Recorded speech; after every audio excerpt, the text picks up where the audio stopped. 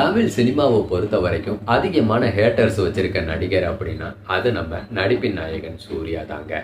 இந்த மனுஷனோட படம் வரும்போதெல்லாம் என்ன காரணத்துக்காக நெகட்டிவ் கமெண்ட்ஸை கொடுக்குறாங்கன்ட்டே தெரியாது. அந்த அளவுக்கு நெகட்டிவை வாரி வாரி வழங்கிட்டு இருப்பாங்க. எப்படியோ அவங்களுக்கு இவர் படம் ஓடக்கூடாது அப்படிங்கிறதுல தெளிவா இருப்பாங்க. காசு கொடுத்தலாம் கூட பண்றதா கூட ஒரு தகவல்லாம் போய்கிட்டு இருக்கு.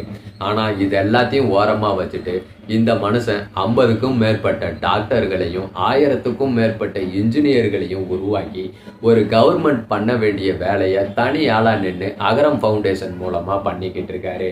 இது எவ்வளவு பெரிய பாராட்ட வேண்டிய விஷயம். இதெல்லாம் பாராட்டலைன்னாலும் பரவாயில்லைங்க, அந்த மனுஷனை ட்ரோல் பண்ணாம இருங்க. இந்த மனுஷனை ட்ரோல் பண்றதுக்கு அவங்க யூஸ் பண்ற ஆயுதம் என்னன்னு பாத்தீங்கன்னா அவரோட உயரம். காம்ப்ளன் டப்பா, ஹை ஹீல்ஸு, லில்லி புட்டுன்ட்டு ஏகப்பட்ட பேரை வச்சு அந்த மனுஷனை கமெண்ட் பண்ணிக்கிட்டு தான் இருக்காங்க. ஆனால் எவ்வளவு உயரங்கிறது முக்கியம் இல்லை, எவ்வளவு உயர்றோம் அப்படிங்கிறது தாங்க முக்கியம்.